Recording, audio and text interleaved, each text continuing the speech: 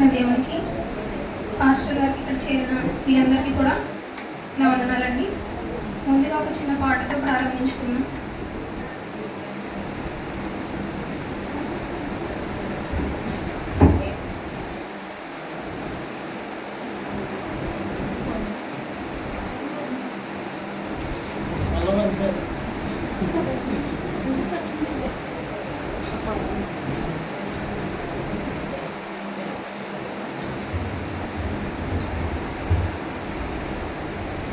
చిరకనే సుఖాగనే చిరి సమాప్తమనే తలను మార్చెను, ఆత్మను తండ్రికి అప్పగించెను, ఆత్మను తండ్రికి అప్పగించెను. దాహము దాహమని యేసు దాహము దాహమని చిరుకనే సును ప్రాగనే చిరి సమాప్తమని తలను వాంచెను, ఆత్మను తండ్రికి అప్పగించెను.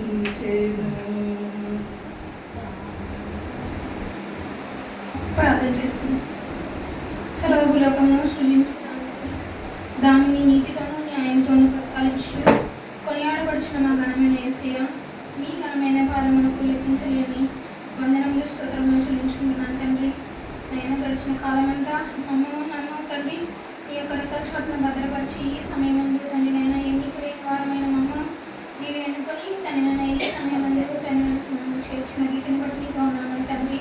నైనా ఇప్పటి వరకు కూడా తండ్రి నేనేసి మీ యొక్క శిలువ పైన పలికిన మాటలు మేము ఎంతగానో విని తండ్రి నేనేసి వాటిని తండ్రి గ్రహించున్నామని మేము నమ్ముచున్నాము తండ్రి. నైనా అదేవిధంగా తండ్రి నేనేసి ఇప్పుడు తండ్రి నేసి 7వ మాట నేను శిలువలో పలికిన తండ్రి చివరి మాట తండ్రి నేనేసి నేను చెప్పుచుండగా తండ్రి నేనేసి మాట్లాడేది నేను కాదు, ఆయన ప్రవేశ నీవే తండ్రి నేనేసి నా ఎందు ఉండి నా యొక్క తండ్రి నేనేసి కంఠస్వరంలో తండ్రి నేనేసి మీరుండి తండ్రి నేసి నన్ను మాట్లాడించమని, నా యొక్క మాటల చేత ఎవరు తండ్రి నేసి నొప్పింపబడకుండా తండ్రి నేసి అందరికీ మంచిగా వినడానికి తండ్రి శ్రద్ధను వారికి అనుగ్రహిస్తారని, అలాగే నాకు చెప్పుచున్న నిలబడిన నాకును మంచి ఆరోగ్యం శక్తిని ప్రసాదిస్తారని ఈ చిన్న బిడ్డ ప్రార్థన నీ పాదస్ అనేది చేర్చుకొని యేసుక్రీస్తు నామములో అడిగి పెట్టుకుంటున్నాను నా ప్రియ పరలోక తండ్రి.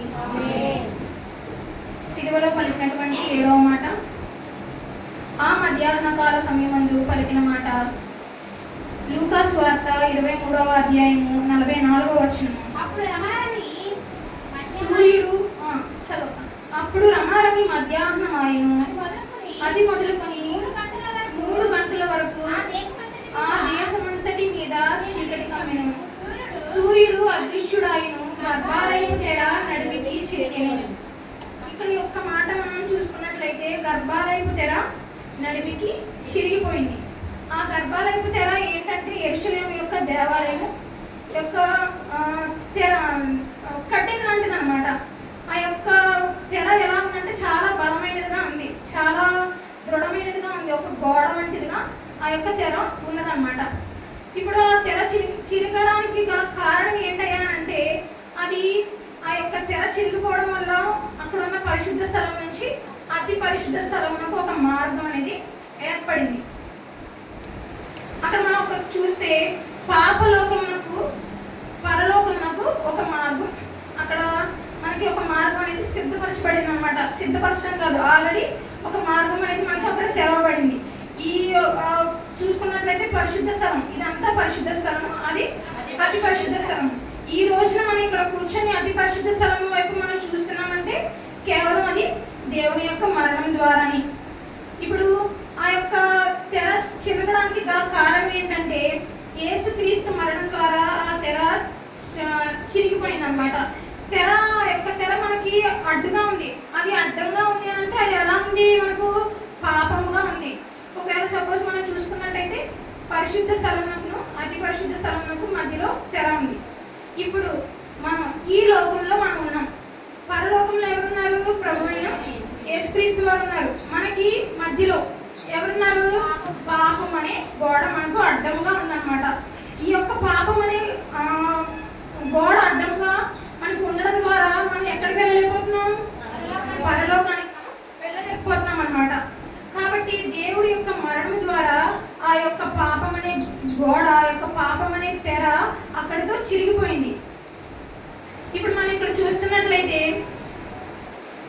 కల్వరి కొండ పైన దేవుని యొక్క మరణం జరుగుతుంది, అవునా కదా? అక్కడ కల్వరి కొండ మీద దేవుని యొక్క మరణం జరుగుతుంది. ఇక్కడ యెరూషలేములో ఉన్న దేవాలయపు ఆ యొక్క తెర కట్టెన ఏమైతే ఉందో అది నడికి చిరిగిపోయింది అనమాట. ఎక్కడంటే యెరూషలేము పట్టణంలో ఉన్న దేవాలయపు తెర చిరిగింది. ఇక్కడ 3 కిలోమీటర్ల దూరం అనమాట. ఎక్కడికి? యెరూషలేము యొక్క దేవాలయం నుంచి అక్కడ గొల్గొతా కొండ వరకు కూడా 3.7 కిలోమీటర్లు అని చూపిస్తుంది. కానీ మనం చూసుకున్నట్లయితే 4 కిలోమీటర్లు. అంటే ఆ రోజుల్లో మనం ఇప్పుడు చూసుకున్నట్టయితే ఇక్కడ నుంచి 4 లేదా తాడపల్లి వరకు అనమాట. అయితే ఆ రోజుల్లో అవి కొండలు, గట్లు, రొప్పలు అవన్నీ చాలా ఎత్తుపడాలతో కూడి ఉన్న ప్రదేశం కదా అది. కాబట్టి ఇక్కడ నుంచి అక్కడికి ఆయన గొప్ప స్వరంతో కేక వేయంగానే అక్కడ ఉన్న దేవాలయపు తెర ఏమైంది? నడిమిటి చిరిగిపోయింది అనమాట. అయితే మనం ఇక్కడ చూసుకున్నట్టయితే మనకి ఇక్కడ వెనకాల బైబిల్లో కూడా ఒక మ్యాప్ ఉంటుంది అనమాట. పేజ్ నెంబర్ 248లో అక్కడ చూపిస్తాడు యెరూషలేముకును తర్వాత గొల్గొతా కొండకి ఎంత డిస్టెన్స్ ఉందో మనం చూడగలుగుతాం అనమాట. అయితే ఇప్పుడు అక్కడ దేవాలయపు తెర చిరిగింది. దాని తర్వాత ఏమవుతుందో మనం చూద్దాం. లూకాసు వార్త 23వ అధ్యాయము 46వ వచనంలో, అప్పుడు యేసు గొప్ప శబ్దముతో కేక వేసి, తండ్రి నీ చేతికి నా ఆత్మను అప్పగించుకొనుచున్నానెను. అయితే ఆయన ఏం చేశాడు? గొప్ప శబ్దముతో, అదే టైంలో గొప్ప శబ్దంతో ఏం చేశాడు? ఆయన కేక వేశాడు. ఏమని? తండ్రి నా ఆత్మను నీ చేతికి అప్పగిస్తున్నానని. తండ్రి అయిన దేవుడు ప్రభు అయిన యేసుక్రీస్తు వారికి ఈ మాట అనాల్సిన అవసరం ఉందా? లేదు. ఎందుకని లేదు? ఎందుకంటే ఆయన దేవుని యొక్క ప్రియ కుమారుడు. కాబట్టి ఆయనకు అలా నా తండ్రి నా ఆత్మను నీ చేతికి అప్పగిస్తున్నాను, లేదా నన్ను నువ్వు తీసుకో ప్రభువా అని అనాల్సిన అవసరం కూడా ఆయనకి లేదు. ఆయన తప్పిగా ఉండక్కర్లేదు. లేదంటే ఆయన మరియమ్మ గారి బాధ్యతను తన శిష్యుడికి ఇవ్వాల్సిన అవసరం కూడా లేదు. కానీ ఇవన్నీ ఎందుకు చేశాడంటే మాత్రం ఆయనను మనం మాదిరిగా తీసుకొని మనం మాదిరిగా ఉండడానికి మాత్రమే ఆయన చేశాడని మనం చూస్తున్నాం. ఆత్మలకు తండ్రి అయిన దేవుడుగా ఆయన ఉన్నాడు. ఆత్మలకు తండ్రి అయిన దేవుడుగా ఆయన ఉన్నప్పుడు ఆయన ఆత్మను తండ్రికి అప్పగించాల్సిన అవసరం ఉందా? లేదు. కేవలం ఎందుకు అప్పగించాడంటే మనకు ఒక మాదిరిగా, మనకు ఒక ఎగ్జాంపుల్గా మనకి చూపించడం కోసమే ఆయన ఆత్మను తన తండ్రి చేతికి అప్పగించాడు అనమాట. లూకాసు వార్త 4వ అధ్యాయము 14వ వచనం 15వ వచనం చూసినట్లయితే, ఆయన అందరి చేత ఘనత నుండి సమాజ మందిరములలో బోధించుచు వచ్చెను. తరువాత ఆయన అప్పుడు యేసు ఆత్మబలముతో గలిలయకు తిరిగి వెళ్ళెను. ఆయనను గూర్చిన సమాచారము దేశమందంతటా వ్యాపించి. ఆయన ఎలా ఉన్నాడు? ప్రభు అయిన యేసుక్రీస్తు వారు దేవునికి ఎలా ఉన్నాడు? ప్రియ కుమారునిగా ఉన్నాడు. ఎలా ఉన్నాడు? ప్రియ కుమారునిగా ఉన్నాడు. ఆ ప్రియ కుమారుడు ఆత్మ చేత, ఆత్మ బలముతో, తండ్రి చేత మొత్తం ఆ ప్రదేశం అంతటా ఘనత పొందేవాడిగా ఉన్నాడనమాట. ఆయనకు అప్పటికే చాలా స్వస్థతలు చేశాడు, చాలా కార్యాలు చేశాడు, అవన్నీ చేశాడనమాట. వాళ్ళందరూ చుట్టూ ఉన్న గలిలయ ప్రాంతంలో ఉన్నవారేమి కానీ, యెరూషలేములో ఉన్నవారేమి కానీ అవంతా వాళ్ళు ఏం చూశారు? కంటితో వాళ్ళు చూశారు. చూసిన తర్వాత కూడా వాళ్ళు ఏమని అంటున్నారు? యేసుని సిలువవే అంటున్నారు. అయినా కూడా వాళ్ళకి ఏం తెలియట్లేదు, ఈయనే నిజమైన దేవుడు అన్న విషయాన్ని వాళ్ళు గ్రహింపలేకున్నారనమాట. ఆత్మకు అలాగే 18వ వచనం మనం చూస్తే, ప్రభు ఆత్మ ఆయన మీద ఉన్నది. ప్రభు అయిన యేసుక్రీస్తు వారి మీద ఎవరి ఆత్మ ఉంది? దేవుని యొక్క ఆత్మ ఉంది. ఆయన ఆత్మవశుడై పరిశుద్ధాత్మతో నిండుకున్న వాడే ఉన్నాడనమాట. ఈ లోకంలో మన శరీరంలోనికి జీవాత్మను పంపిన దేవునికి మన ఆత్మలు కూడా ఆయనకి ఎలా ఇవ్వాలి? నిష్కలంకముగా, మలినం లేని వారుగా, అపవిత్రులుగా కాకుండా మనం పవిత్రులుగా మన యొక్క ఆత్మను మనం తిరిగి ఇవ్వాలి. ఇప్పుడు దేవుడు ఏం చేశాడు? ఈ లోకానికి వచ్చి కన్యక మరియ గర్భంలో పుట్టింది మొదలుకొని చిన్న వయసు నుంచి ఆయన ఎలా ఉన్నాడంట? కల్మషం లేనివాడిగా, పవిత్రుడిగా, మంచివాడిగా ఆయన పెరిగి ఆయన తిరిగి చనిపోయే ముందు ఆయన ఆత్మను ఎలా అప్పగించుకున్నాడు? అదే పవిత్రతతో, అదే నిష్కలంకమైన మనస్సుతో, అదే నిష్కలంకమైన ఆత్మతో ఆయనను అప్పగించుకున్నాడు అనమాట. 2వ కొరింథీయులకు రాసిన పత్రిక 7వ అధ్యాయం 1వ వచనం చూస్తే మనం మన యొక్క ఆత్మను ఎలా అప్పగించుకోవాలో అక్కడ చెప్తున్నాడు. ప్రియురాలు ద్వారా మనకు ఈ వాగ్దానములు ఉన్నవి కనుక దేవుని భయముతో పరిశుద్ధతను సంపూర్తి చేసుకొనుచు శరీరమునకును ఆత్మకును కలిగిన సమస్త కల్మషము నుండి మనలను పవిత్రులుగా చేసుకొందుము. ఇప్పుడు మన శరీరంలోనికి ఆయన ఏం పంపించాడు? జీవాత్మను పంపించాడు. ఆయన ఎవరైనాడు? ఆత్మలకు తండ్రి అన్నాడు. ఆయన ఆత్మ ఎలా ఉంది? పరిశుద్ధంగా ఉంది. ఆ పరిశుద్ధాత్ముడైన దేవుడు మనలోనికి తన యొక్క పరిశుద్ధాత్మ అయిన జీవాత్మను మనలోనికి పంపించాడు. అవునా? మనం తిరిగి ఆయనకి ఎలా అప్పగించాలి దాన్ని? అదే పరిశుద్ధమైన ఆత్మగా పంపించాలన్నమాట. మన బైబిల్లో చూసినట్లయితే ఆత్మలో కపటం లేనివాడు ఎలా ఉన్నాడు? ధన్యుడు. మన ఒక పాటలో కూడా మనం చూస్తాం. ఏంటది? ఆత్మార్పణ చేయకయే ఆశించిది నీ చెలిమి, అహమును ప్రేమించుచునే అరస్థితి ప్రభు నీ కలిమి. అంటే మన ఆత్మను దేవునికి అప్పగించకుండా మనం ఏం చేస్తున్నాం? దేవుడా నువ్వు నాకు ఆ సహాయం చేయి, దేవుడా ఈ సహాయం చేయి, నేను నిన్ను నమ్ముకుంటున్నాను అని చెప్పి మనం ఈ లోక సంబంధమైన వాటి కోసం మనము బేదరపడి ఆశపడి వాటిని మనం దేవుడి నుంచి అడుగుతున్నాం. కానీ మన యొక్క ఆత్మను ప్రభువునకు అప్పగించుకోలేకపోతున్నాం. అప్పగించుకోకపోవడం వల్ల ఏమవుతుందంటే ఆశ నిరాశాయి, ఆవేదన ఎదురాయి, ఆధ్యాత్మిక లేమిగని అల్లాడే నావలతో ఏమవుతుంది? మన యొక్క ఆత్మను ప్రభువుకు అప్పగించుకోలేని పరిస్థితిలో మనం ఉన్నప్పుడు మన ఆశ అంటే ఏంటి? మనం ఏమైతే మనకి కావాలనుకుంటున్నామో, మనకి ఏమైతే మంచి కోరికలు ఉన్నాయో, చెడ్డ కోరికలు కాదు, మనకి ఏవైతే మంచి కోరికలు ఉన్నాయో అవన్నీ మనం ప్రభువుని అడుగుతున్నప్పుడు అవన్నీ కూడా నెరవేరపడట్లేదు. మన అల్లాడి నావలిలో అంటే మనకున్న ప్రతి ఒక్క పరిస్థితి కూడా భయాందోళనగా భయంకరంగా ఉంటుందన్నమాట. కానీ ఇప్పుడు ఎలా ఉండాలి? మనం అందరం కూడా ఆత్మలో కల్మషం ఉండకూడదు, పవిత్రంగా ఉండాలి, నిష్కల్మషంగా ఉండాలన్నమాట. చివరి క్షణంలో కూడా యేసుని మాదిరిగా తీసుకొని తండ్రి నీ చేతికి నా ఆత్మను అప్పగిస్తున్నాననే వారిగా మనం చెప్పే దమ్ము ధైర్యం మనలో ఉండాలన్నమాట. మరణ సమయంలో మనకి దేవుడు ఇదంతటిని కూడా చేసి ఒక గుణపాఠంలో చెప్తున్నాడు. మనం ఇప్పటివరకు కూడా 7 మాటలు మనం నేర్చుకున్నాం. 7 మాటలు మనం ప్రతి సంవత్సరం ప్రతి ఏదో ఒక వాక్య భాగంలో మనం నేర్చుకుంటూనే చెప్పుకుంటూనే ఉన్నాం. కానీ దాని యొక్క పరమార్థం ఏంటో మనకి తెలియటం లేదు. కానీ దేవుడు ఈ యొక్క 7 మాటల్లో కూడా మనకి ఒక గుణపాఠంలో మనకి చెప్తున్నాడు అనమాట. తండ్రి సన్నిధిలో ఈ మాటలు మనం అనేవారిగా ఉండాలి. ఇప్పుడు చూడండి, తండ్రి సన్నిధిలోనే కాదు, బయటికి వెళ్ళిన తర్వాత కూడా మనం ఎలా ఉండాలి? తండ్రి నీ చేతికి నా ఆత్మను అప్పగించున్నాను. మన అంతలో మీరు అనక్కర్లేదు, మీకు భయమేమో క్రిస్టియన్స్గా నేను పిలవడాలంటే మనకి భయంగా ఉండొచ్చు ఒకవేళ ఇప్పుడు జరుగుతున్న పరిస్థితులను బట్టి. కానీ మనం ఏం చేయాలి? నేను క్రైస్తవుడును, నా ఆత్మ నాకు దేవుడిచ్చిన జీవాత్మను నేను తిరిగి ఎక్కడికి పంపాలి? నిష్కల్మషంగా ఎక్కడికి పంపాలి? నేను తండ్రి అయిన దేవుని వద్దకు పంపాలి. ఇప్పుడు మనం బైబిల్ గ్రంథంలో చూసుకున్నట్టయితే స్టెఫెన్ ఉన్నాడు. స్టెఫెన్ చనిపోయే ముందు ఏమన్నాడో మనం ఒకసారి చూద్దాం. అపోస్తులుడు అయిన పౌలు అపోస్తుల కార్యములు 7వ అధ్యాయం 59వ వచనం. ప్రభువును గూర్చి మొరపెట్టుచు యేసు ప్రభువా నా ఆత్మను చేర్చుకోమని స్టెఫెను పలుకుచుండగా ఆయనను రాళ్లతో కొట్టిరి. నేను ఇందాక మీకు ఏం చెప్పాను? మీరు మరణ సమయంలో కూడా ఏమనాలని చెప్పాను మీకు? నా ఆత్మను అప్పగిస్తున్నాను. మరి ఇక్కడ స్టెఫెన్ని రాళ్లతో కొడుతున్నారు. అదే పరిస్థితి మనకు వస్తే మనం చెప్పేవారుగా ఉంటామా లేదా అని మన ఆత్మలను మనం పరీక్షించుకోవాలన్నమాట. అయితే చూడండి అక్కడ ఏమంటున్నాడు స్టెఫెన్, నా ఆత్మను చేర్చుకో ప్రభువా.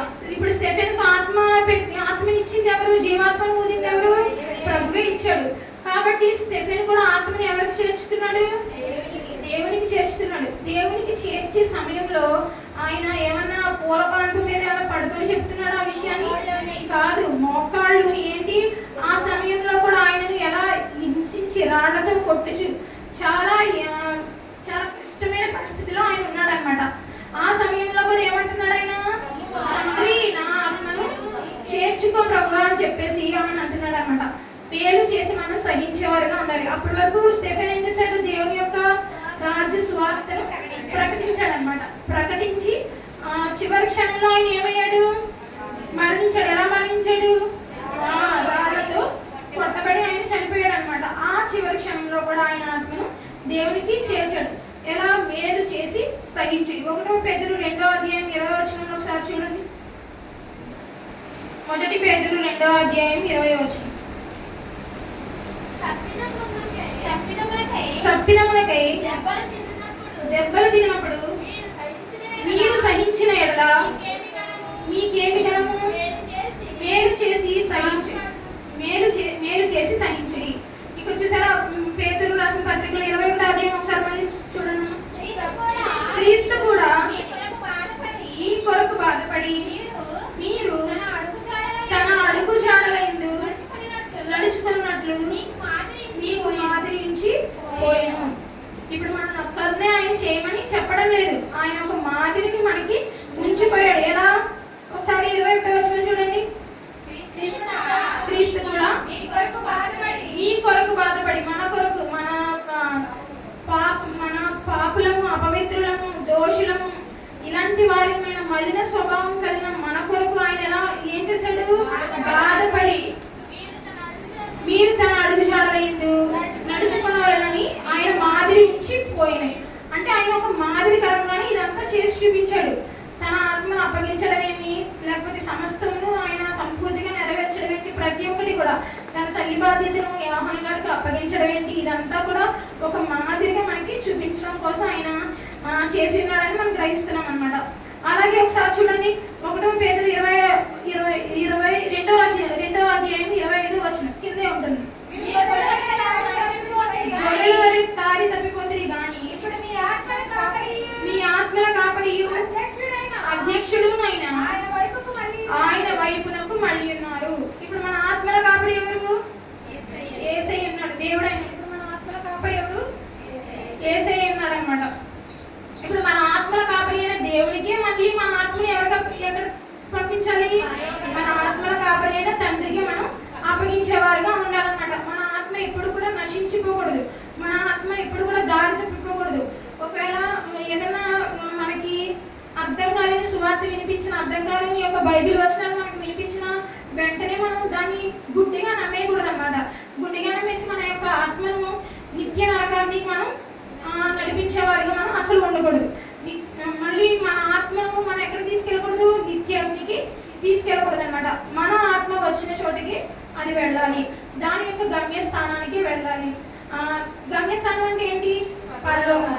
మన ఆత్మ పరలోకం నుంచి దేవుడు జీవాత్మగా మనకి ఇచ్చాడు కాబట్టి మన యొక్క ఆత్మ తిరిగి మళ్ళీ పరలోకానికి వెళ్ళాలి. మనమంతా ఏ గూటి పక్షులమై ఉన్నాం? యేసుక్రీస్తు ప్రభువు యొక్క గూటి పక్షులమై ఉన్నాం. ఆయన ఎలా ఉన్నాడు? మనకి పక్షిరాజు వలె మనకున్నాడు. మన పక్షిరాజు కింద మనం ఎలా ఉన్నాం? పక్షి పిల్లల వలె ఉన్నాం. కాబట్టి పక్షిరాజు చూడండి, దాని గూట్లోనే ఆ పిల్లలన్నిటిని జాగ్రత్తగా ఉంచుతుంది అన్నమాట. దేవుడు కూడా మనల్ని జాగ్రత్తగా ఉంచాడు. ఎలా ఉంచాడు? మన యొక్క మలినమైన శరీరంలోనికి ఆయన జీవాత్మను పంపించి మళ్ళీ ఆయన మనల్ని ఆత్మస్వరూపిగా ఆయన మనల్ని తిరిగి తీసుకెళ్లడం కోసం ఆయన యొక్క గూటిలో మనల్ని చేర్చుకున్నాడు అనమాట. అదే ఆయన గూట్లో నుంచి మనం ఇలా తోసివేసాడు అనుకో, మనం ఎందుకైనా పనికొస్తామా? ఎందుకు కూడా పనికొచ్చేవారిగా మనం ఉండకూడదు అనమాట. మనం మన యొక్క ఆత్మను సృష్టికర్త అయిన దేవునికి ఎలా నమ్మకముగా అర్పించుకోవాలో చూద్దాం. 1 పేతురు 4వ అధ్యాయం 19వ వచనం చూడండి.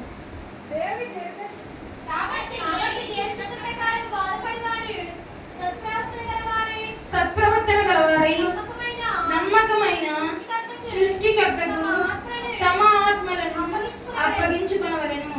నమ్మకమైన సృష్టికర్తకు మన ఆత్మలను ఏం చేయాలి? అప్పగించుకోవాలి. ఈ సృష్టినంతా ఎవరి కోసం ఆయన కలుగు చేశాడు? మన కోసం కలుగు చేశాడు. మనం ఏదో ఇప్పుడు చూడండి, చిన్న బొమ్మలన్నీ ఇచ్చేసి, అన్ని రకాల బొమ్మలు ఇచ్చేసి చిన్నపిల్లలకి ఇలా ఆడుకోమని ఇలా ఇస్తాం కదా. మనం ఎక్కడైనా చూసినట్లయితే చిన్న పిల్లలు ఉంటారు, మొత్తం వాళ్ళకి అన్ని బొమ్మలని కొని ఇచ్చేసి మొత్తం ఆడుకుంటారా అని ఇస్తాం. దేవుడు కూడా అలాగే ఈ సృష్టిని అంతటిని కూడా పరిశుద్ధముగా నిష్కలంకంగా ప్రతిదీ కూడా సృష్టిని చేసి మొదటి రోజు నుంచి 6వ రోజు వరకు దేవుడు ఎలా చెప్పాడు? మంచిదిగా చేసి మనల్ని ఏమన్నాడు? మీరు వెళ్ళి నమ్మకముగా ఆ సృష్టిలో మీరు బ్రతకండి అని చెప్తే మనం ఏం చేసాం? వ్యతిరేకించడమే కాకుండా ఈ పాపాన్నంతా తీసుకెళ్ళి అవ్వ చేసింది, ఆదాము చేసాడు, ఇవన్నీ ఫస్ట్ అక్కడి నుంచి వస్తున్నాం అనమాట. వాళ్ళు చేశారు కరెక్టే, కానీ మరి ఇప్పుడు మనం ఎందుకు చేస్తున్నాం అనే ఒక ప్రశ్నను మనం వేసుకోవాలన్నమాట. మన నమ్మకమైన సృష్టికర్తకు మన ఆత్మను తిరిగి అప్పగించాలి. మన మీద నమ్మకంతో ఆయన సృష్టిని కలుగజేసి మన చేతిలో పెట్టాడు కాబట్టి మనం కూడా తిరిగి మన ఆత్మను మన నమ్మకమైన దేవుని చేతిలో మనం పెట్టేవారిగా ఉండాలన్నమాట. ఒక ఎగ్జాంపుల్ చూడండి, సుభాష్నికి ఏదైనా ఒక వస్తువు ఇచ్చింది అనుకోండి, మెడలో వేసుకోవడానికి ఏదైనా నెక్లెస్ ఇచ్చింది. ఆ నెక్లెస్కి ఏమైనా ఇలా చిన్న చిన్న స్టోన్స్ అలాంటివి ఏమన్నా ఉన్నాయి. ఉన్నప్పుడు నేను దాన్ని తిరిగి ఇచ్చేటప్పుడు అవన్నీ స్టోన్స్ అన్ని ఊడిపోయాయి, తిరిగి నేను ఇచ్చాను అనుకోండి, అక్కతో నేను నమ్మకంగా నేను ఇచ్చింది, నాకు స్మైలీ కదా అని చెప్పేసి నమ్మకంగా నాకు ఇచ్చింది. నేను దాన్ని తిరిగి ఎలా ఇవ్వాలి? నమ్మకంగా ఇవ్వాలి, జాగ్రత్తగా నేను ఇవ్వాలి. ఇవ్వకపోతే అక్క నా పట్ల ఏం పడుతుంది? చాలా బాధపడుతుంది అనమాట. వచ్చి దీనిగా నేను ఇచ్చింది, ముందుగా అనకపోయినా తర్వాత అయినా కూడా ఏమనుకుంటుంది, నాకు ఎందుకు నేను ఇచ్చాను అనేసి అనుకుంటుంది కదా. దేవుడు కూడా మన పట్ల అలాగే ఉన్నాడు అనమాట. నేను మీకు నమ్మకంగా ఈ సృష్టిని అంతటిని కూడా చేసి నేను మీ చేతిలో పెట్టినప్పుడు, మీలో జీవాత్మను నేను పంపినప్పుడు మీరెందుకు నాకు తిరిగి నమ్మకముగా ఉండట్లేదు అన్నప్పుడు దేవుడు ఎలా ఉంటున్నాడంటే లోపల సంతాపపడి ఆయన ఏడుస్తున్నాడంటే ఈ లోకంలో జరిగే క్రియలన్నింటినీ చూస్తున్నప్పుడు. ఇప్పుడు చూడండి, మలినమైన వారిగా, అపవిత్రులుగా, కపటమైన వారిగా, దోషపూరితమైన వారిగా, భయంకరులుగా మనం పరలోకానికి మనం చేరలేము. మనం చేరగలమా? చేరలేం. మీరు పరిశుద్ధులై ఉంటే దేవుని చిత్తము. అపవిత్రమైనది ఏదియో ఆయన సన్నిధికి చేరదు. మనం ఎలా వెళ్ళాలి ఆయన సన్నిధికి? పవిత్రులుగానే మనం చేరాలి. అపవిత్రంగా మనం చేరడానికి వీల్లేదు. ఒకవేళ మనం ఇక్కడి నుంచి అక్కడికి వెళ్ళినా ఈ లోకానుసారంగా మనం దేవుడిని ఎలా చేస్తున్నాం అంటే బ్లాక్మెయిల్ చేస్తాం. ఎలా అంటే దేవుడా నీకు ఇది ఇస్తాను, ఈ ఫోన్ ఇస్తాను, నాకు ఐఫోన్ ఇవ్వు, దేవుడా నీకు చిన్న టీవీ ఇస్తాను, పెద్ద టీవీ ఇవ్వు, అలా అనమాట. మనం ప్రతి విషయంలో కూడా దేవుడు బ్లాక్మెయిల్ చేయడం వల్ల పాప నిజంగా దేవుడు అలా చాలా మంచివాడు. అసలు ఎంత మంచివాడు అంటే నాకు ఒక్కొక్కసారి అనిపిస్తుంది, దేవుడు ఒకసారి నాకు కనిపిస్తే చెప్తాను, ఈ లోకం కోసం నువ్వు ఎందుకైతే చేస్తున్నావు, నీకు అసలు అనవసరం అని చెప్తాను నేనైతే. అలా అనిపిస్తుంది అనమాట నాకు ఒక్కొక్కసారి. మనం ఏం చేస్తున్నాం? దేవుడిని బ్లాక్మెయిల్ చేస్తున్నాం. దేవుడా నేను నీకు ఈ పని చేస్తాను, నువ్వు నాకు ఈ పని చేయి, అది మంచిదే. కానీ నువ్వు ఆ పని చేసేటప్పుడు నీవు నీ హృదయంలో శుద్ధముగా, పరిశుద్ధముగా, మంచితనంగా ఉండి చేస్తే దేవుడు ఖచ్చితంగా నీకు దాన్ని ఏం చేస్తాడు? ప్రతిఫలాన్ని ఇచ్చేవాడుగా ఉంటాడు అనమాట. కాబట్టి మనం కూడా దేవుడు ఎలా అయితే పరిశుద్ధుడుగా ఉన్నాడో మనం కూడా ఎలా ఉండాలి? పరిశుద్ధులుగా ఉండి మనం ఆయనకి మన ఆత్మను అప్పగించుకునే వారిగా ఉండాలన్నమాట. నేను పరిశుద్ధుడనై ఉండిన ప్రకారము మీరును ఉండి అని అంటే సమస్త ప్రవర్తన ఎందుకు కూడా మీరు పరిశుద్ధంగా ఉండాలి. సమస్త ప్రవర్తన అంటే చర్చిలో కూర్చున్న ఒక 2-3 గంటల సేపు మాత్రమే మనం మంచిగా ఉండకూడదు. బయటికి వెళ్ళిన తర్వాత కూడా నిన్ను చూడగానే ఏమనుకోవాలి? ఈమె యొక్క క్రైస్తవురాలు, ఈమె యొక్క క్రీస్తుని కలిగినటువంటి అమ్మాయి లేకపోతే అబ్బాయి అని చెప్పి మనల్ని చూసి వాళ్ళు అనేవారిగా వాళ్ళు ఉండాలన్నమాట. నెక్స్ట్ ఏంటంటే మనం ప్రతిదీ కూడా ఆచార సంబంధమైన వాటికి మనం లింక్ పెడుతుంటాం. మనం అలా చేయకూడదు. ప్రతిదీ పరిశుద్ధంగా మనం చేయాలి. ఇర్మియా 10వ అధ్యాయము 2వ వచనం మనం చూస్తే సెలవిచ్చినది ఏమన్నా? అన్యజనులు ఆచారములు అభ్యసింపకుడి, ఆకాశమందు అగ్గుపడు చిహ్నములకు జనములు భయపడును. ఇప్పుడు చూడండి, ఆకాశమందు అగ్గుపడు చిహ్నములకు జనములు ఏమైపోతున్నారు? భయపడిపోతున్నారు. వెర్రోళ్ళ మీరు ఏంటి నాకు అర్థం కావట్లేదు, మీరెందుకు ఈ లోకంలో ఉండే విషయాల కోసం భయపడుతున్నారు? నా తండ్రి పనుల మీద ఉండి నా తండ్రికి మీరు ఏం చేయాలి? భయపడండి అని చెప్తున్నాడు అనమాట. ఈ లోక సంబంధమైన అన్యజనుల ఆచారములు మనం ఆచరింపకూడదు. ఆచరించినట్లయితే ఏమవుతుంది? దేవుని యొక్క ఉగ్రత వైపు మనం వెళ్ళిపోతున్నాం అనమాట. ఇర్మియా 10:10 యెహోవాయే నిజమైన దేవుడు. ఇప్పుడు యెహోవాయే నిజమైన దేవుడు. ఇప్పుడు అన్యజనుల ఆచారములు మనం ఆచరించడం ద్వారా ఈ యొక్క అన్యులు ఏమనుకుంటున్నారు? దేవుడు నమ్ముకున్న మనల్ని చూసి ఆయన నిజమైన దేవుడు అని వాళ్ళు నోటితో ఒప్పుకుంటున్నారు. కానీ మనలాంటి యొక్క విశ్వాసుల వైపు చూసి ఏమనుకుంటున్నారంటే వీళ్ళ దేవుడు ఇంతేనేమో, యేసయ్య ఇంతేనేమో, ఎందుకంటే ఆయన చాలా మంచోడు కదా. అన్యజనుల ఆచారాలు వీళ్ళు చేసినప్పటికీ కూడా యేసయ్య చాలా మంచోడు కాబట్టి వీళ్ళని ఏం చేస్తాడు? క్షమించేస్తాడు కాబట్టి వీళ్ళు చేస్తున్నారు. కాబట్టి మనం కూడా అంటే ఇప్పుడు హైందవులు ఉన్నారు, వాళ్ళు మారి క్రైస్తత్వంలోకి వచ్చినప్పుడు వాళ్ళు ఎలా ఉంటున్నారు? ప్రతిదీ కూడా వెనకటి జీవితాన్ని విడిచిపెట్టేసి ముందున్న క్రీస్తు కొరకే వాళ్ళు ఏం చేస్తున్నారు, ఎదురు చూస్తున్నారు. కానీ మనం చిన్ననాటి నుంచి బైబిల్ పట్టుకొని తిరుగుతున్నామే కానీ మనం అన్ని జనుల వలె మనం అయిపోతున్నాం. నిజమైన దేవుడిని మనం ఎరిగినటువంటి ప్రజల వలె మనం ఉంటున్నాం అన్నమాట. ఇర్మియా 11వ అధ్యాయం 10వ వచనంలో మనం చూస్తున్నట్లయితే, ఆ మాట విననొల్లకి పోయిన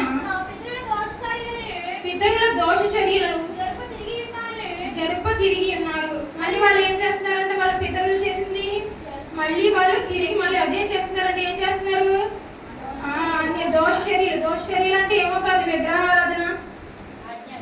అదే ఆజ్ఞాతిక్రమమే పాపం. విగ్రహారాధన ఏంటి, ప్రతి ఒక్క దేవునికి ఇష్టం లేని ప్రతి ఒక్క పని కూడా వాళ్ళు చేస్తున్నారన్నమాట.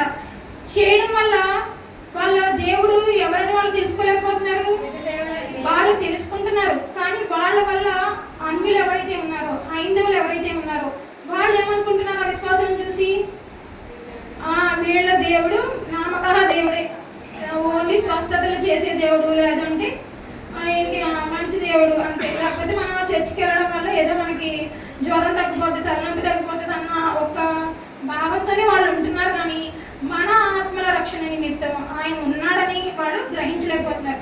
ఇదంతా కేవలం ఎవరి వల్ల జరుగుతుంది, క్రైస్తవుల వల్ల, బైబిల్ పట్టుకున్న మన వల్ల ఇదంతా జరుగుతుంది అన్నమాట. ఇర్మియా 23:32-33 ఒకసారి చూస్తే ఇలాంటివన్నీ చేసేవారిని దేవుడు ఏమంటున్నాడో మనం మాయా స్వప్నములను ప్రకటించుచు చెప్పుచు అబద్ధముల చేతను మాయా ప్రగల్భముల చేతను నా ప్రజలను దారి తొలగించు వారికి నేను విరోధిగా ఉన్నాడు. ఆయన ఎలా ఉన్నాడు, విరోధి అయి ఉన్నాడు. ఇలాంటి అన్ని జనుల ఆచారములు చేయడం వల్ల హైందవులు నిజంగా మారదామన్న వాళ్ళకి వీడియోలో చూపించడం వల్ల ఏమవుతుంది, అక్కడ క్రైస్తవ్యం అనేది, దేవుని యొక్క స్వార్థ అనేది ముందుకు వెళ్ళడం లేదు.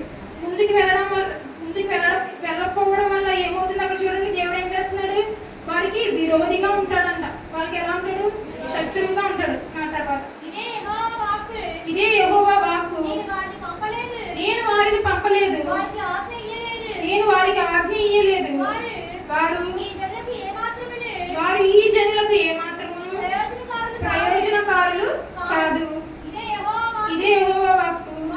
మరియు ఈ జనులలో అక్కడ కింద ఒక మాట ఉంటుంది, మీరే యెహోవాకు భారం. ఒకసారి చూడక్కది, యెహోవా భారమేమియు అని నిన్ను అడుగునప్పుడు నువ్వు వారితో ఇట్లను, మీరే ఆయనకు భారము.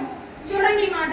ఒకవేళ ఇప్పటిదాకా ఇంత చెప్పాను కదా, అన్యజనులు ఆచారాలు చేయడం వల్ల విశ్వాసులు ఇలా వాళ్ళ ఆత్మను రక్షింపబడట్లేదు, తప్పిపోతున్నారని. ఇప్పుడు ఎవరైనా అలా చేసిన వాళ్ళు నన్ను అడగచ్చు, ఏమని, నీకేం నొప్పి అని అడగచ్చు. అప్పుడు దేవుడు ఏమంటున్నాడు, నీకేంటి భారము, దేవుడు మంచోడే కదా, ఆయన చూసుకుంటాడు, నీకేంటి నొప్పి అని అడుగుతున్నప్పుడు దేవుడు ఏమంటున్నాడు, నాకు నొప్పి కాదు, అలా చేసే వారే నాకు భారము. మీరంతా నన్ను నెత్తి మీద ఎలా ఉన్నారు, కొంపటి వల్ల ఉన్నారు. ఆ కొంపటిని ఎప్పుడు ఆరిపెద్దామని చూస్తాడు అనమాట దేవుడు. అలాంటి వారిని అసలు సహించేవాడుగా కూడా దేవుడు లేడు. అయితే చూడండి, అక్కడ మీరే యెహోవాకు భారం. ఇలాంటివన్నీ చేసేవారు కూడా ఎలా ఉన్నారు, యెహోవాకు భారంగా ఉన్నారు. కానీ మనల్ని ఆయన అలా సృష్టించాడా, సృష్టించలేదు. ఏం చెప్పాడు, మీరు సర్వలోకానికి వెళ్ళి సర్వ సృష్టికి సువార్తని ప్రకటించండి అని చెప్పాడు. కానీ మనం సువార్త ప్రకటించకపోగా ఇలాంటి విషయాలు చేయడం వల్ల ఏమవుతుంది, ఆయన నామం దూషింపబడుతుంది, ఆయన రక్షణ సువార్త అనేది ముందుకి వెళ్ళడం లేదనమాట. మరి ఇలాంటివి విన్నప్పుడు కోపం వస్తుందా రాదా, ఎవరికైనా వస్తుంది. అదేవిధంగా పాపం ప్రవీణ్ పగడాల గారిని కూడా ఆయన ఉన్నది ఉన్నట్టుగా చెప్పడం వల్లనే ఈ రోజున ఆయన అలా హతసాక్షిగా మారిపోయాడు. తర్వాత చూస్తున్నట్లయితే ఇవన్నీ ఇప్పటి వరకు చెప్పిందంతా ఏంటి, ఒక సత్యం అనుకుందాం, ఒక నిజమే కదా, నిజం చెప్పానా అబద్ధం చెప్పానా, నిజం. ఇప్పుడు నిజం ఏమైనది, నిజం నిప్పు లాంటిది. సత్యం అనేది ఒక్కటే, సత్యం అనేది ఒక్కటే. ఆ సత్యం ఏంటయ్యా అంటే యేసుక్రీస్తు నిజమైన దేవుడు, నిజదేవుడు, నిజమానవుడు. ఆయన ఎవరు, దేవుడు పంపిన నిజమానవుడు అయినాడనమాట. మన పాపముల కోసం శిలువ యాగానికి సిద్ధపడి ఆ యొక్క కార్యాన్ని, రక్షణ కార్యాన్ని అంతా ఆయన ఏం చేశాడు, పూర్తిగా నెరవేర్చాడు. ఆయన ప్రేమ చేత ఇదంతా కూడా ఎలా చేశాడు, పూర్తి చేశాడు. ఆయన శిలువలో రక్తం కార్చి చనిపోవడం వలన ఆ పరిశుద్ధ రక్తంతో మనకి ఏమొచ్చింది? పాప క్షమాపణ అనేది వచ్చింది. లేకపోతే చూడండి, మన యొక్క మంచి క్రియల వల్ల, మన యొక్క ఏదో చేసే క్రియల వల్ల, తలంపుల వల్ల మనం రక్షణ పొందలేం, రక్షణ పరలోకాన్ని మనం చేరుకోలేం. కేవలం ఎలా చేరుకోగలిగాం? మనం దేవుడు ఇచ్చిన పాప క్షమాపణ బట్టి మనం పరలోకాన్ని చేరగలిగాం అన్నమాట. ఆ పరిశుద్ధ రక్తంలో మన అందరి పాపాలు క్షమించబడ్డాయి. ఆయన ఏమైనాడు? మనకి సత్యము, ఆయన మనకు మార్గము, సత్యము, జీవమై ఉన్నాడు. అటువంటి మార్గాన్ని, అటువంటి సత్యాన్ని మనకి ఎలా చూపించాడు? ఆయన పరిశుద్ధ స్థలం నుంచి అతి పరిశుద్ధ స్థలమునకు ఈ పాపమనే కట్టె, ఈ పాపమనే తెర అడ్డుగా ఉన్నది కాబట్టి దాన్ని తొలగించి మనం ఎలా చూపించాడు? సత్యమనే మార్గమునకు మనకు త్రోవ చూపించాడు అనమాట. ఆయన ఎవరు? తండ్రి అయిన దేవుడు. ఆయన నిజమానవుడు, నిజదేవుడు, పరిశుద్ధాత్మతో నిండిన దైవ కుమారుడు అనమాట. ఇదంతా ఎవరు స్టాంప్ వేసి చెప్పారు? తండ్రి అయిన దేవుడు చెప్పాడు. ఎప్పుడు? ఆయన బాప్తిసం పొందుకున్నప్పుడు ఏం చెప్పాడు? ఈయనే నా ప్రియ కుమారుడు, నేను ఆనందిస్తున్నాను. ఇదే మాటని ఒకసారి మీరు చూస్తున్నట్లయితే యోహాను 10:11 ఒకసారి చూడండి. గొర్రెలకు మంచి కాపరిని, మంచి కాపరి గొర్రెల కొరకు తన ప్రాణమును పెట్టెను. ఆయన ఏమైనాడు? మనకి మంచి కాపరిగా ఉన్నాడు అనమాట. మంచి కాపరి తన గొర్రెలమైన మన కొరకు ఆయన ప్రాణమును పెట్టి ఆయన మనకు ఒక్కటే విడిచిపెట్టేసి వెళ్ళిపోయాడు. ఈ లోకాన్నంతా సృష్టించాడు. ఈ లోకాన్నంతా మంచిదిగా సృష్టించి మన చేతిలో పెట్టి ఆయన ఏమీ అడగలేదు. ఒక్కటే అడిగాడు. ఏంటి? ఒకే ఒక్క నిర్ణయాన్ని మనకి ఇచ్చాడు అనమాట. ఏంటి? దేవుణ్ణి నమ్ముకోవడం అనేది మనకి మన చేతిలో పెట్టాడు. అది నమ్ముతావా నమ్మవా ఆ తర్వాత అంతా నీ ఇష్టం. కానీ నమ్మడం అనేది ఏంటంటే మనం ఇంకా ఫుల్గా అనమాట ప్రతిదీ ఇంకా దేవుని చిత్తానుసారంగా మనం ప్రవర్తించాలి ప్రతి ఒక్క విషయంలో. ఆ ఒకే ఒక్క అవకాశాన్ని మనకి ఇచ్చాడు అనమాట. మనం అది కూడా మనం బలవంతంగా మనం నమ్ముకోకూడదు. ఎవరో బాప్తిసం తీసుకోమన్నారు, ఎవరో లేకపోతే ఏదో రక్షణ తీసుకోమన్నారు అని మనం చేయకూడదు. ఎలా చేయాలి? మన ఇష్ట ప్రకారంగా నా దేవుడు నా కొరకు మరణించాడని ఒకే ఒక్క మాట చేత మనం ఏం చేయాలి? మనం రక్షణ పొందాలన్నమాట. ఎందుకంటే మనం సాతానుకు బందీలుగా, అనుచరులుగా వెళ్ళిపోతున్నామనే ఒకే ఒక్క భయంతో ఆయన ఏం చేశాడు? మన కొరకు ఒక మాదిని ఉంచి వెళ్ళిపోయాడు అనమాట. ఏంటది? ఆత్మను దేవునికి అప్పగించడం అనేది. మనం సృష్టికి, ఈ దేవుడు సృష్టించిన సృష్టికి వేరే తప్పుడు ఉద్దేశంతో మనం దూరంగా వెళ్ళిపోతున్నామేమోనని, లేకపోతే ఈ యొక్క సృష్టిలో మనం ప్రతిదీ కూడా చెడ్డగానే అంగీకరిస్తున్నామేమోనని దేవుడు మనం చేయలేం కదా. ఇప్పుడు ఒక కోడినో లేకపోతే ఒక మేకనో బలిగా అర్పిస్తారు ఎక్కడైనా, కానీ దానికి ఏం లేదు? ఆత్మ లేదు. ఆత్మ లేదు కాబట్టి అదేంటి? దానివల్ల అది వ్యర్థం అది కదా. కాబట్టి ఆత్మవశుడైన దేవుడు మన కొరకు ఏం చేయాలి? ఇప్పుడు బలి అవ్వాలన్నమాట. దేవుడు రక్తం కార్చాలి. ఎందుకంటే ఆయన ఆత్మస్వరూపి. మనం ఎక్కడైనా చూసినట్లయితే మన యేసయ్యకు మాత్రమే 3 బిరుదులు ఉన్నాయి. మీరు ఎక్కడైనా ఒకసారి చూస్తే ఏంటంటే అది omnipotent, omniscient, omnipresent అని. సర్వశక్తిమంతుడు, సర్వజ్ఞుడు, సర్వంతర్యామి అని ఈ 3. ఆ 3 మాటల కింద మీరు ఎంత చదివినా దానికోసం చాలా మ్యాటర్ వస్తుంది అనమాట. కానీ లాస్ట్కి ఒక్క పదం ఉంటుంది, ఏంటంటే జీసస్ క్రైస్ట్ అని. అంటే ఆయన ఏమైనాడు? లోకమే ఒప్పుకుంటుంది, గూగులే ఒప్పుకుంటుంది. ఏమని? ఆయన సర్వశక్తిమంతుడు, సర్వజ్ఞుడు, సర్వంతర్యామి అని చెప్పి ఆయన ఒప్పుకుంటుంది. కానీ మనం ఏం చేస్తున్నాం?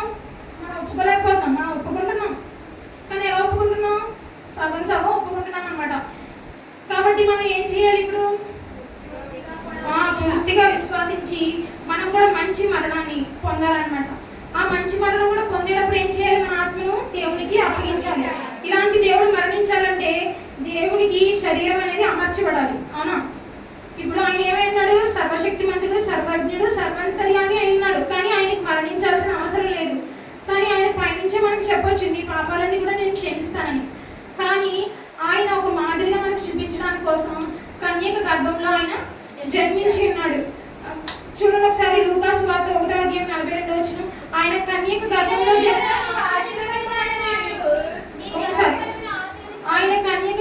జన్మించడం ద్వారా ఆ మరియమ్మ గారు ఎంతో ఆశీర్వదించబడ్డారు.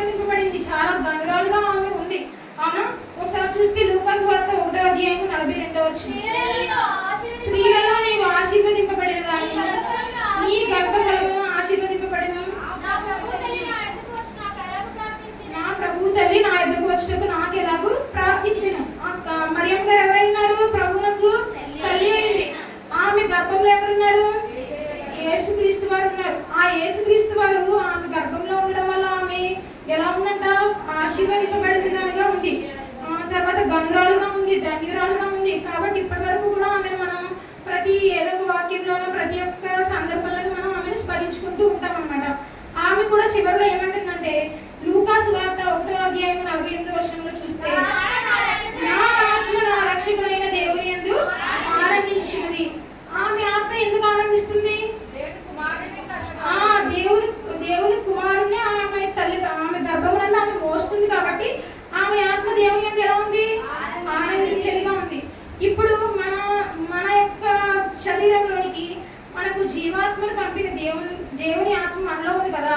మరి ఆ యొక్క ఆత్మను మనం పరిశుద్ధంగా ఉంచుకోవడం ద్వారా దేవుడు ఇంకెంత సంతోషపడతాడు? చాలా సంతోషపడతాడు, అవునా? ఆమె ఎవరిని మోస్తుంది? కేవలం యేసు ప్రభు గారిని మాత్రమే మోస్తుంది. కానీ మన హృదయంలో మనలో ఎవరి ఆత్మను మనకి ఇచ్చాడు? దేవుని యొక్క జీవాత్మనే, డైరెక్ట్ గా ఆయన యొక్క ఆత్మనే మనకి ఇచ్చేసాడు, అవునా?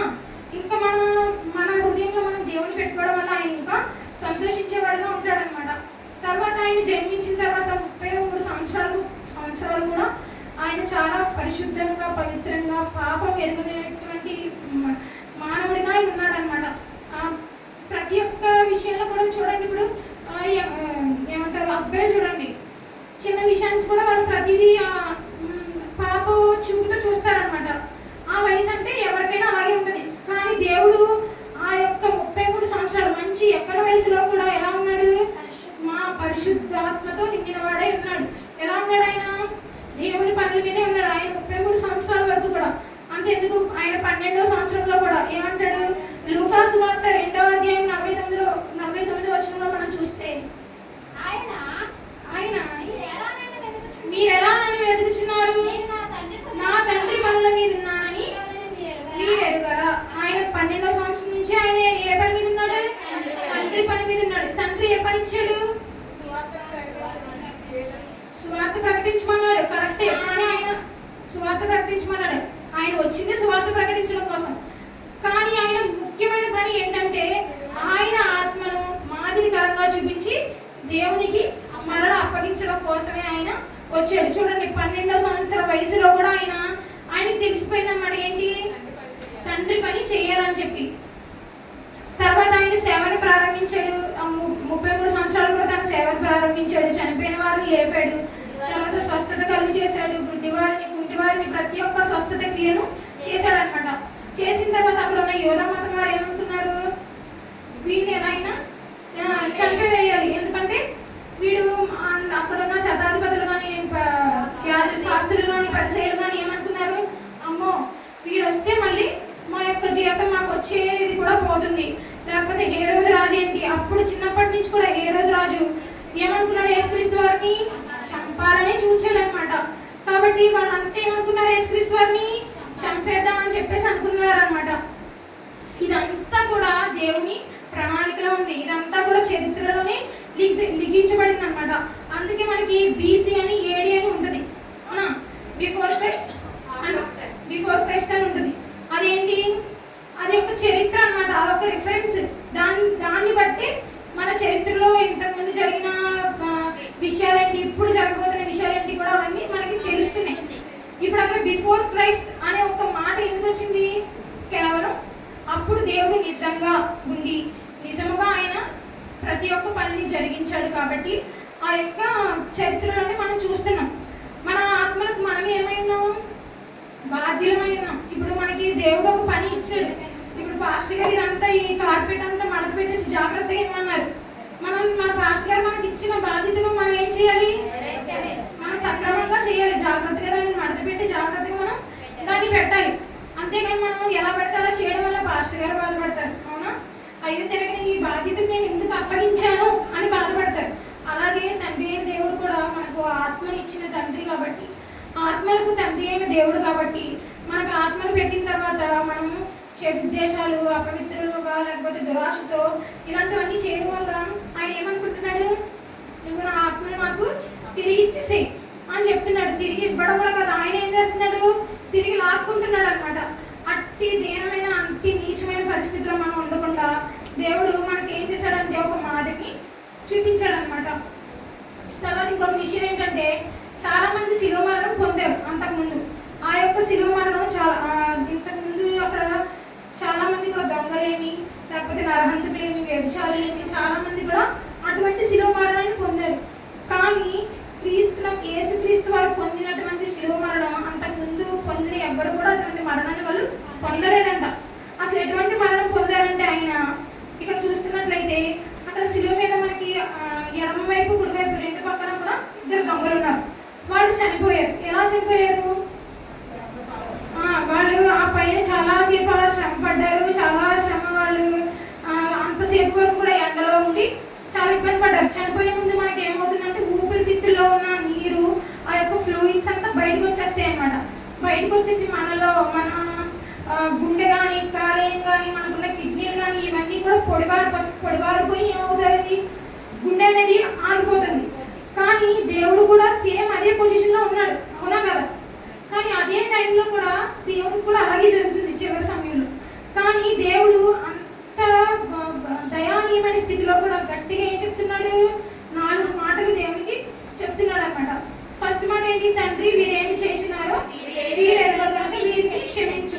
తర్వాత ఇంకొకటి ఏంటంటే తండ్రికి అభ్యర్థిస్తున్నాడు. ఏమని? దప్పికొనుచున్నామని దేవుడిని అడుగుతున్నాడు అనమాట. నెక్స్ట్ 6వ మాట ఏంటంటే సమాప్తమయ్యేదని చెప్పి ఆయన చెప్పాడు. 4వది ఆత్మను దేవుని చేతికి అప్పగిస్తున్నాడు. ఇవన్నీ ఎలా అడుగుతున్నాడంటే తండ్రి అని అడుగుతున్నాడు. తండ్రి అంటే బాగా మనకి అవసరమైనప్పుడు, ఇప్పుడు చూడండి, నాకు ఏదైనా అవసరం అనుకో, నేను మా డాడీని వెంటనే అడుగుతాను అనమాట. ఆ డాడీ అని ఇష్టంగా. అదే నాకు అది అవసరం లేదనుకో, ఆ డాడీ అని ఇచ్చి అంటాను. అలాగే దేవుడు కూడా ఎలా అడిగాడంటే 4 విషయాన్ని తండ్రి అని అడిగాడంట. మిగిలిన మాటలు మాత్రం దేవా అని ఉంటుంది, అవునా? దేవా అంటే ఏంటి? మరి అంతా ఆయన ప్లీజ్డ్గా అడగట్లేదు అనమాట. ఓన్లీ ఒక్క తండ్రి అనే పదాన్ని మాత్రమే ఆయన మరి అంత దయానీయమైన స్థితిగా ఆయన అడుగుతున్నాడు. మనం తండ్రి అని ఆయన ఒక్కడనే మనం అనాలి. మత్తయి సువార్త 23:9 ఒకసారి చూడండి. మరియు భూమి మీద ఎవరికైనాను తండ్రి అని పేరు పెట్టవద్దు, ఒక్కడే మీ తండ్రి, ఆయన పరలోకమందున్నాడు. ఆయన ఎక్కడున్నాడు? మన తండ్రి. నేను మాట్లాడద్దు. ఆయన ఎక్కడున్నాడు? పరలోకమందున్నాడు. మనకు ఒక్కడే తండ్రి, అవునా? ఆయన ఎవరు? ప్రభు అయిన యేసుక్రీస్తు అనమాట. ఆయన పరలోకమందు ఉన్నాడు కాబట్టి మనం తండ్రి అయిన ఆయన ఒక్కరిని మనం సంబోధించాలి. వేరే ఎవరిని కూడా మనం సంబోధించకూడదు. తర్వాత భార్గవి కూడా అస్తమానం ప్రార్థన చేస్తుండదు, నాన్న నాన్న. నాకు ఆ మాటలు చాలా ఇష్టంగా అనిపిస్తుంది అనమాట. అప్పుడు అనుకుంటాను, అవును, తను చాలా అవసరంతో ఉంది కాబట్టి తండ్రి అని ఈ మాటకు ఒకవేళ తనకు అర్థం తెలుసు కాబట్టి తను అంతగా అడుగుతుందేమో అని నేను అనుకుంటాను అనమాట. ఈ ఒక్క వచనం మనం చూసినట్లయితే తండ్రి అని మనం ఆయన ఒక్కనే సంబోధించాలి. ఎందుకనగా ఆయన పరలోకమందున్న తండ్రి కాబట్టి మన యొక్క ఆత్మను ఏమని అప్పగించాలి? మనం తండ్రి, నా ఆత్మను నీ చేతికి అప్పగిస్తున్నాను అని. ఆ సమయంలో అక్కడ చాలా అద్భుతాలు జరిగినాయి అంట. చూడండి ఒకసారి అక్కడ ఏం అద్భుతాలు జరిగాయంటే లూకా సువార్త 23:47. ఒక్క నిమిషం. శతాధిపతి జరిగినది చూచి ఈ మనుషుడు నిజముగా నీతిమంతుడైందని చెప్పి దేవుని మహిమపరిచింది. అక్కడ అద్భుతాలు జరిగాయి. ఏం జరిగింది? 4 విషయాలు మనం చూసినట్లయితే ఫస్ట్ది దేవాలయపు తెర నడిమికి చిరిగింది, భూమి కంపించింది, ఇంకా సూర్యుడు అదృశ్యమయ్యాడు. తర్వాత సమాధులలో ఉన్న వాళ్ళు తిరిగి లేవబడ్డారనమాట. లేవబడిన తర్వాత వాళ్ళు చాలా మందికి కనిపించారంట. ఈ కనిపించిన ఈ విషయాలన్నీ వాళ్ళు శతాధిపతులు, న్యాయాధిపతులు, అక్కడ ఉన్న ప్రజలందరూ చూసి ఏమనుకున్నారు? అప్పుడు వాళ్ళ యొక్క కళ్ళు ఏమయ్యాయి? తెరవబడ్డాయి అనమాట. తెరవబడి ఏమంటున్నారు వాళ్ళు? ఈయన నిజముగా నీతిమంతుడు, నిజముగా దేవుని కుమారుడని వాళ్ళు గ్రహించారనమాట. ఎప్పుడు గ్రహించారు? ఇన్ని అద్భుతాలు జరిగితేనే కానీ వాళ్ళు గమనించలేదు. ఇన్ని అద్భుతాలు చేస్తేనే కానీ వాళ్ళు తెలుసుకోలేకపోయారు అనమాట. మనం కూడా అంతే. నా జీవితంలో ఏదో ఒక సూచన క్రియ చేయ ప్రభువా, అప్పుడు నేను ఇవి నమ్ముకుంటాను. నా జీవితంలో జీవితంలో ఏదో ఒక స్వస్థత చేయ ప్రభువా, అప్పుడు నేను నమ్ముకుంటానని మనం చెప్తాం, అవునా? అలాగే అప్పుడున్న ప్రజలు కూడా ఈ యొక్క 4 అద్భుతాలు జరగడం ద్వారా వాళ్ళు ఏమని గ్రహించారు? దేవుడు నిజమైన దేవుడని వాళ్ళు గ్రహించారనమాట. అక్కడున్న ప్రజలు కూడా ఏమంటున్నారు? అంతకుముందు ఏమన్నారు? అక్కడున్న యూదా ప్రజలందరూ ఈయన మోసగాడు, ఈయన ఏమంటున్నాడు? పన్ను చెల్లించవద్దన్నాడు, లేకపోతే దేవుని కుమారుడు నువ్వా అంటే నేనే అని ఒప్పుకుంటున్నాడు. ఇవన్నీ చేస్తున్నాడు కాబట్టి ఏం చేయాలి? మనం చంపివేయాలని చెప్పి వాళ్ళు అనుకున్నప్పుడు ఆయన అద్భుత రీతిగా ఆయన అక్కడ ఆశ్చర్యకర రీతిలో అద్భుతాలు చేశాడు అనమాట. అవి మిరాకిల్స్ అంటాం మనం. ఏదైనా ఒకటి జరిగినప్పుడు అది మిరాకిల్గా జరిగిందంటాం. కానీ అక్కడ ఎలా జరిగిందంట? సూపర్ న్యాచురల్ మిరాకిల్గా జరిగిందంట. ఎలా జరిగింది? అసలు చాలా చాలా చాలా అద్భుతంగా జరిగిందంట. అదంతా చూసిన వెంటనే వాళ్ళంతా ఏమయ్యారు? ఆశ్చర్యపడిపోయారు అనమాట. ఆశ్చర్యపడి ఏమన్నారు? ఈయన నిజంగా దేవుని కుమారుడే, ఈయన నిజంగా నీతిమంతుడే అని వాళ్ళు తెలుసుకున్నారనమాట. తెలుసుకొని వాళ్ళు ఏం చేశారు? అప్పుడు చూడండి, లూకా సువార్త 23:48 చూచుటకై కూడి వచ్చిన ప్రజలందరూ జరిగిన కార్యములు చూచి రొమ్ము కొట్టుకొని తిరిగి వెళ్ళి వాళ్ళు ఏం చేస్తున్నారు? అప్పుడు అయ్యో, ఇంత నీతిమంతున్నా మేము ఇలా ఇప్పటి వరకు దూషించాం, ఇంత నీతిమంతున్నా మేము ఇప్పటి వరకు ఆయన పిడుగు తిరుగుతాం, ఇంత నీతిమంతుడి వైపు మేము ఉమ్మివేశామని చెప్పి వాళ్ళు చాలా బాధతో వాళ్ళు రొమ్ము కొట్టుకొని వాళ్ళు తిరిగి వెళ్ళారనమాట. అంతా జరిగిన తర్వాత కూడా కొంతమంది విశ్వసించారు, కొంతమంది విశ్వసించలేదు, అవునా? ఇప్పుడు చూడండి, ఇప్పుడు దేవుడు వచ్చి ఇక్కడ మన మధ్యలో ఉండి మనల్ని తిరిగి తీసుకెళ్తానంటే మనం ఏమంటాం? నువ్వు తిరిగి తీసుకెళ్ళిన తర్వాతే నేను నమ్ముతానంటాం, అవునా? అక్కడున్న వారు కూడా ఏం చేశారు? అక్కడ ఏం జరుగుతుందో అదంతా చూసిన తర్వాత ఈయన నిజ దేవుడు అని చెప్పి కొంతమంది నమ్మారు, కొంతమంది నమ్మలేదన్నమాట. కాబట్టి ఇప్పుడు మనం ఏం చేయాలి? ఇప్పుడు మన జీవితంలో ఇదే మన చివరి ఘట్టం అనుకోండి, ఇదే ఒక చివరి గడియలు అనుకోండి. మనం ఏం చేయాలి? సత్యమాక మనం ఏం చేయాలి? దేవుని ఒప్పుకోవాలి. నువ్వు వాక్యం వినలేదు, మనం ఏం చేయాలి? మన ఆత్మను తండ్రి యొక్క చేతికి అప్పగించాలి. అప్పగించినప్పుడు మన పట్ల మన దేవుడు ఎలా ఉన్నాడు? ఆనందించేవాడిగా ఉన్నాడు. మన పట్ల మన దేవుడు ఎలా ఉన్నాడు? సంతోషించేవాడిగా ఉన్నాడు అనమాట. మన జీవితంలో ఇదంతా ఎలా ఉంది? చివరి ఘట్టంగా ఉంది. ఇప్పటి వరకు మనం ఏం చూసాం? తండ్రి పంపించాడు, తండ్రి యొక్క ఆత్మను దేవునికి అప్పగించాడు, తిరిగి ఈ యొక్క సృష్టిని సృష్టించాడు, మన చేతిలో పెట్టాడు. మన చేతిలో పెట్టిన తర్వాత ఏం చేశాడు దేవుడు? దాన్ని అంతా మనకి ఎలా అయితే ఇచ్చాడో మన ఆత్మను కూడా తిరిగి అలాగే అప్పగించమన్నాడు. కానీ ఇప్పుడు చివరిగా మనం ఏం చేయాలి? మన ఆత్మను కూడా మన దేవునికి అప్పగించాలి. ఎలా అప్పగించాలి? పరిశుద్ధంగా అప్పగించాలి, నిష్కల్మషంగా అప్పగించాలి, పవిత్రంగా అప్పగించాలి. మనం ఇప్పుడు ఎవరైనా మనల్ని అడుగుతారు, నువ్వు ఎవడవయ్యా అని అడుగుతారు. అప్పుడు మనం ఏం చెప్పాలి? నేను క్రీస్తు బిడ్డను. ఏం చెప్పాలి మనం? క్రీస్తును కలిగిన బిడ్డను. ఎవరైనా ఇప్పుడు అడుగుతారు, నీ యొక్క రేషన్ కార్డు పెట్టుకుని వచ్చి అడుగుతారు, ఈ రేషన్ కార్డు తీసేస్తాను, నువ్వు క్రైస్తవుడని ఒప్పుకోకు అంటే నువ్వు ఖచ్చితంగా ఒప్పుకుంటావు. ఖచ్చితంగా ఒప్పుకుంటాను, నేను 100% షూర్ తీస్తాను కావాలండి. మనం ఏం చేస్తాము? ఖచ్చితంగా ఒప్పుకోం. కానీ దేవుడు మనకి ఏం చేశాడు? ఒక మాదిరిని చూపించి ఏం చేశాడు? మీరు ఇలా అవివేకుల వల్లే ఉండద్దు, మీరు అవిశ్వాసుల వల్లే మీరు ఉండద్దు, నన్ను ఎరిగి ఉన్నవారు కాబట్టి నా నుంచి నేను సృష్టిని అంతటిని తయారు చేసి మీ చేతిలో పెట్టాను కాబట్టి అంతే నమ్మకముగా మీరు కూడా నా పని మీద మీరు ఉండి మీరు ఏం చేయాలి? మీ యొక్క ఆత్మను తండ్రి చేతికి అప్పగించాలన్నమాట. మనం ఏం చెప్పాలి? దేవుని బిడ్డను, క్రీస్తు బిడ్డను అని చెప్పి మనకి సత్తా మనలో ఉండాలన్నమాట. ఆయన కార్యాలకు మనం ఎలా ఉండాలి? సిద్ధపడి ఉండాలి. ముందు మనకి ఏం జరుగుతుందో తెలియదు. నిన్న ప్రవీణ్ పగడాల గారు, రేపు ఎవరు, ఆ తర్వాత ఎవరు, ముందు మనకి ఏం జరుగుతుందో మనం ఎవరు కూడా మనకి తెలియదు అనమాట. మనం ఎలా ఉన్నాం? ఇసుక రేణు వల్ల ఉన్నాం అనమాట. కాబట్టి మనకి ఏం తెలియదు కాబట్టి మనం ఎలా ఉండాలి? సిద్ధపాటు కలిగి ఉండాలన్నమాట. ప్రతి ఒక్క విషయంలో మనం ఎలా ఉండాలి? సిద్ధపాటు కలిగి ఉండాలి, యథార్థంగా ప్రవర్తించాలి. మనకి దేవుడు ఆయన యొక్క ఆత్మను మనకి ఎలా ఇచ్చాడు? పరిశుద్ధంగా ఇచ్చాడు. కాబట్టి మళ్ళీ మనం తిరిగి ఎలా ఇవ్వాలి? పరిశుద్ధంగా మనం ఇవ్వాలి. ఇవన్నీ జరిగిన తర్వాత కూడా, ఇవన్నీ అయిన తర్వాత కూడా, భూమి కంపించింది, ఇదంతా జరిగిన తర్వాత కూడా కొంతమంది నమ్మలేదు. కానీ ఆ కొంతమందిలో మనం కూడా ఉన్నాం. మనం ఇక్కడ కూర్చున్న వారంతా మనం నమ్మాం. ఏమని? తండ్రి అయిన దేవుడు నిజ రక్షకుడు, నిజ దేవుడు, నిజమానవుడు అని మనకు తెలుసు. కొంతమంది బయట ఉన్నారు, వాళ్ళకి తెలియదు. ఏమని? నిజ దేవుడు, నిజమానవుడు, నిజ రక్షకుడు అని. వాళ్ళు కూడా ఆయన చనిపోయిన రోజు తర్వాత 3 రోజుల వాళ్ళు కూడా తెలుసుకోబోతున్నారంట. ఎలా తెలుసుకోబోతున్నారు? ఆయన పునరుద్ధానమును జీవమును నేనే, నా ద్వారా తప్ప ఎవడును తండ్రి యొద్దకు రాలేడు అని ఆ టైంలో దేవుడు చెప్తాడు. అప్పుడు వాళ్ళ కళ్ళు ఏమవుతాయి? తెరవబడతాయి. తెరవబడి వాళ్ళు ఏం చేస్తారు? అక్కడ యూదా ప్రజల వలె వాళ్ళు రొమ్ములు కొట్టుకొని బాధపడుతూ వెళ్తారు, కానీ ఏమి ప్రయోజనం ఉండదన్నమాట.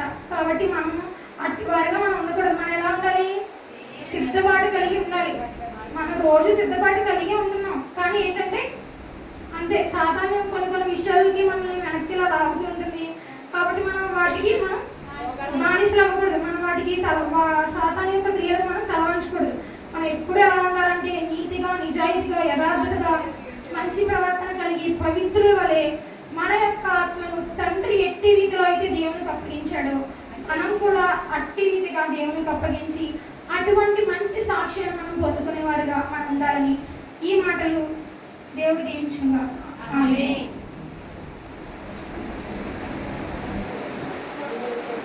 సరే, అందరూ కూడా క్లాస్ కొడదాం. అందుకని ఈ సంవత్సరం అంతా కూడా ఒకేసారి మీరు అందరూ కూడా దేవుని యొక్క సందేశం 8 గంటల్లో వినడం చాలా సంతోషం. మీ అందరి కోసం ఒకసారి క్లాస్ కొడదాం. దేవునికి వందనాలు. ఒకసారి 7 కూడా ఒకసారి వచ్చినట్టుగా ఫోటో తీసుకున్న తర్వాత